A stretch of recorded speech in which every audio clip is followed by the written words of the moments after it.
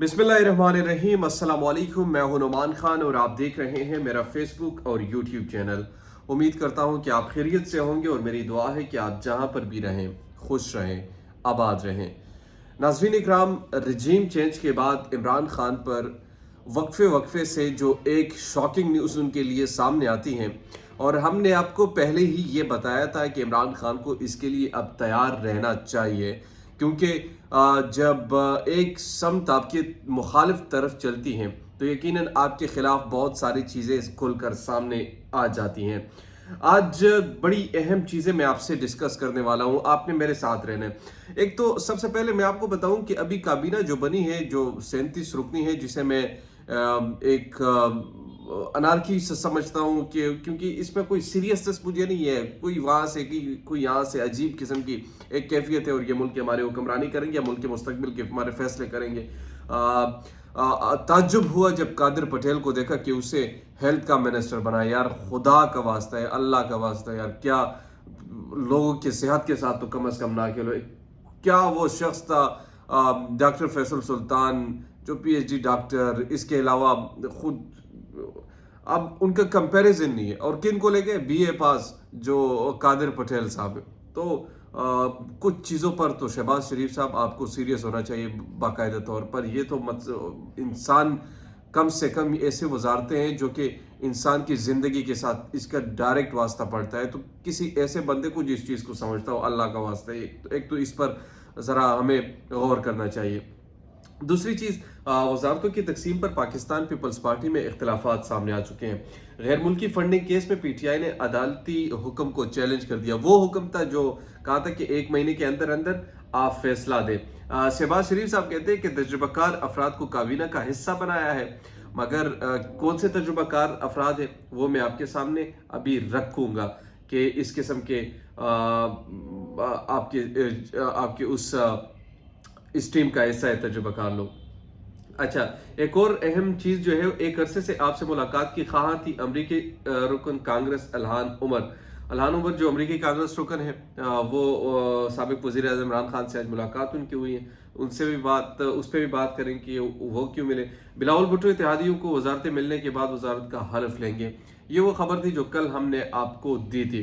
सबसे पहले मैं आपको ज़रा इम्पॉर्टेंट चीज़ें हैं वो मैं आपके तवज्जो मबजूल कराना चाहता हूँ, और वो ये है कि जब भी मैं बात करता हूँ कि इस मुल्क में जमहूरियत सिर्फ तमाशाइयों का अब खेल है, तो उसको मैं वैसे नहीं करता। देखिए, यहाँ पर कोई हरफे आखिर नहीं है। यहाँ पर आप ये नहीं समझ सकते कि यहाँ पर क्या हो रहा है, कौन करवा रहा है, किस बुनियाद पर करवा रहे हैं और क्यों करवा रहा है। यहाँ पर आप इस चीज़ को इवन सोच तक नहीं सकते कि हमारे इस मुल्क में बदकिस्मती से क्या कुछ होता रहा है। मैं आपके सामने एक अहम स्टेटमेंट पढ़ता हूं कि एक तो हमारे जो आप कह सकते हैं कि पड़ोस मुल्क है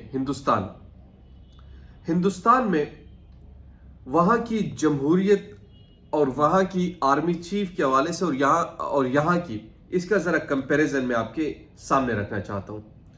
और वो कंपैरिजन बड़ा इंपॉर्टेंट है। वो इसलिए भी इंपॉर्टेंट है कि हम सबको इस पर अभी सोचना चाहिए।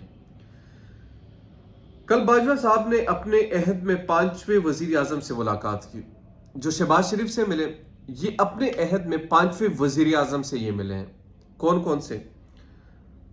नवाज शरीफ, शाहिद खाकान अब्बासी, इसके अलावा जो एक इमरान खान, शहबाज शरीफ, ये अपने 5वें वज़ीर आज़म से मुलाकात की, जबकि इनकी मुद्दत मुलाजमत सिर्फ 3 साल थी।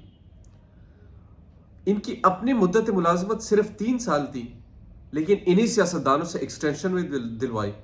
5 वज़राए आज़म से मुलाकातें भी की। और दूसरी तरफ इंडिया में मोदी ने नए आर्मी चीफ का ऐलान कर दिया है। वहां की और यहां की डेमोक्रेसी का फर्क जरा आप देखिए। मैं इंस्टीट्यूशन की पावर की बात नहीं कर रहा। इंस्टीट्यूशन हमारे पावरफुल होने चाहिए, इंस्टीट्यूशन हमारे सबसे ज्यादा ताकतवर होने चाहिए, मगर ताकतवर हो बैरून ममालिक दुश्मन के लिए, अपनों के लिए नहीं। अच्छा, आर्मी चीफ का ऐलान कर दिया। मनोज पांडे इंडिया की 29वीं आर्मी चीफ होंगे, जबकि जनरल कमर जावेद बाजवा पाकिस्तान के 16वें आर्मी चीफ हैं। ये पाकिस्तान के 16वें आर्मी चीफ हैं और याद रहे कि दोनों ममालिक एक साथ आज़ाद हुए थे। 1947 से हमारी जब पार्टीशन हुई, 15 को वो आज़ादी मनाते हैं, 14 को हम मनाते हैं, और दोनों में कानून के मुताबिक आर्मी चीफ की मुद्दत मुलाजमत सिर्फ 3 साल है। वहाँ पर भी 3 साल और यहाँ पर भी 3 साल। पाकिस्तान में अब तक सिर्फ 15 वज़ीर आज़म आने चाहिए थे, जो हमारे खुशनसीबी की वजह से बढ़कर 23 जा चुके हैं, और जहां हमारे 29 आर्मी चीफ होने चाहिए थे, वहां अभी तक गिनती सिर्फ 16 तक पहुंची है। अस्करी क़यादत मुझे नहीं कहना चाहिए जो यहां पर लिखा गया है, वरना अपने इदारे हैं, और जब तक ये खुद अपनी इज्जत नहीं करवाएंगे ना, अब अवाम चूंकि समझदार हो चुकी है, अब चाहे लोगों को वो डर इसलिए नहीं रहता क्योंकि जब मुल्क की बात आती है, जब सरजमीन की बात आती है, जब इज्जत की बात आती है, जब हमीयत की बात आती है, तो फिर देखा नहीं जाता कि कौन क्या है, किस तरीके से है, क्या करवा रहा है, कौन करवा रहा है। वो फिर देखता है कि हमारा मुल्क सबसे मुकद्दम है और हमें अपने मुल्क के लिए ही करना है, फिर वो डरता नहीं है। अच्छा, गैर मुल्की फंडिंग केस में पीटीआई ने अदालती हुक्म चैलेंज कर दिया है। ये वो हुक्म था जब अदालत ने ये कह दिया था कि इलेक्शन कमीशन को पाबंद कर दिया था कि आपने पीटीआई के खिलाफ जो फॉरेन फंडिंग केस है, इसका 30 दिनों में फैसला सुनाना है। तहरीक इंसाफ पीटीआई की जानिब से गैर मुल्की फंडिंग का केस का फैसला 30 रोज में करने का अदालती हुक्म को चैलेंज कर दिया। पाकिस्तान तहरीक इंसाफ की जनरल सेक्रेटरी असद उमर ने फॉरेन फंडिंग केस का फैसला 30 रोज में करने के इस्लामाबाद हाई कोर्ट को खिलाफ इसी अदालत में इंटर कोर्ट अपील दायर की है। इस्लामाबाद हाई कोर्ट के बाहर मीडिया से गुफ्तगू करते हुए असद उमर का कहना था कि हुकूमत नहीं चल सकती। हम कहते हैं आए अवाम में चलते हैं। इमरान खान नहीं चाहते थे कि अपना बंदा चीफ इलेक्शन कमिश्नर लगाया जाए। जो रवैया देख रहे हैं इससे वाज़ेह है इलेक्शन कमीशन गैर जानिबदार नहीं। उन्होंने कहा कि हम पिछले हफ्ते से नहीं कई माह से इलेक्शन कमीशन पर सवाल उठाते रहे हैं और आइन में इलेक्शन कमीशन के मेंबरान की तादाद मुतय्यन है। कानून के मुताबिक बेंच में इख्तिलाफ हो तो मामला कमीशन में पेश होगा। इलेक्शन एक्ट 2017 के मुताबिक कमीशन के तमाम अरकान का होना लाजमी है। इस पर चीफ इलेक्शन कमिश्नर का कहना था कि हाई कोर्ट ने 30 दिन में फैसले की हिदायत की है, इसका क्या करेंगे। जिस पर अनवर मंसूर ने कहा कि दलाइल शुरू कर दूं तो केस नामुकम्मल नहीं छोड़ता। दलाइल और केस से राह फरार इख्तियार नहीं करूंगा। पॉलिटिकल पार्टीज आर्डर के तहत गैर मुल्की कंपनियों से फंडिंग की इजाजत है। हर जगह फॉरेन फंडिंग का जिक्र होता है जबकि केस ममनू फंडिंग का है। ममनू फंडिंग मुल्क के अंदर से भी हो सकती है। उन्होंने ये भी कहा कि केस माली साल 2009 से 2013 का है। इस स्क्रूटनी कमेटी के टीआरओज गैर मुल्की फंडिंग तक महदूद थे। कमेटी सिर्फ इल्जामात की रोशनी में फॉरेन फंडिंग की तहकीकात कर सकती थी।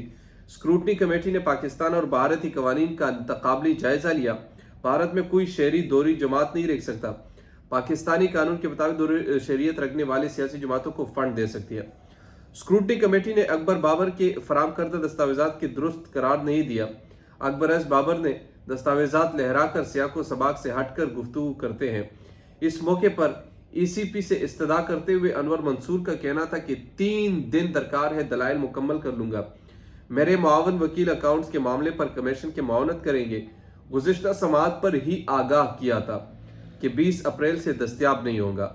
अगले हफ्ते मुसलसल 3 दिन समाअत करेंगे। इलेक्शन कमीशन की जानिब से अनवर मंसूर की सजा मंजूर करते हुए समाअत आइंदा हफ्ते तक मुलतवी कर दी गई है। हाईकोर्ट क्या कहते हैं? हाईकोर्ट कहते हैं कि वाज़ेह रहे कि इस्लामाबाद हाईकोर्ट ने इलेक्शन कमीशन को फॉरेन फंडिंग केस का फैसला 30 दिनों में सुनाने का हुक्म जारी किया, जिस पर इलेक्शन कमीशन ने पीटीआई फॉरेन फंडिंग केस की समाअत रोजाना की बुनियादों पर करने का फैसला किया। जस्टिस मोहसिन अख्तर कियानी की तजवीज करदा फैसले में पीटीआई के अकबर एस बाबर को इस मुकदमे से अलग करने और इस मुकदमे का रिकॉर्ड अकबर एस बाबर को देने से रोकने की दरखास्त खारिज कर दी थी। पीटीआई की जानिब से इलेक्शन कमीशन में इस हवाले से दरखास्तें दायर की गई थी, जिन्हें इलेक्शन कमीशन 25 और 31 जनवरी को मुस्तरद कर दिया था और अब इस्लामाबाद हाईकोर्ट ने अपने फैसले पर इलेक्शन कमीशन का हुक्मनामा बरकरार रखा है। यहाँ ये बात भी काबिल जिक्र है कि फॉरेन फंडिंग केस नवंबर 2014 से इलेक्शन कमीशन में जेर बहस है اور اس طریقے سے اسلام آباد بینچ اس کی سماعت کر رہے ہیں۔ تو یہ وہ کیس تھا جس کا میں ذکر آپ سے کر رہا تھا، اس کے ذریعے سے عمران خان کو پھنسایا جا سکتا ہے۔ میں بار بار ذکر کر رہا ہوں کہ عمران خان اس سے بچ نہیں پائیں گے، اگر وہ اپنی ٹارگٹ کو سیٹ نہیں کرتے ان کے خلاف۔ تو مجھے لگ رہا ہے کہ اس کیس کے ذریعے ان کو نااہل قرار دیا جا سکتا ہے۔ بہت سارے لوگ کہتے ہیں کہ نہیں، پبلک ہے ان کے ساتھ نہیں کر سکتے، لیکن let's see, hope for the best. Pakistan کے لیے اچھا ہو، جو پاکستان کے لیے بہتر ہو وہ اس ملک کے لیے بہتر ہو، اس ملک کی تقدیر بدل جائے۔ تب تک کے لیے مجھے نعمان خان کو دیجیے اجازت۔ اللہ نگہبان۔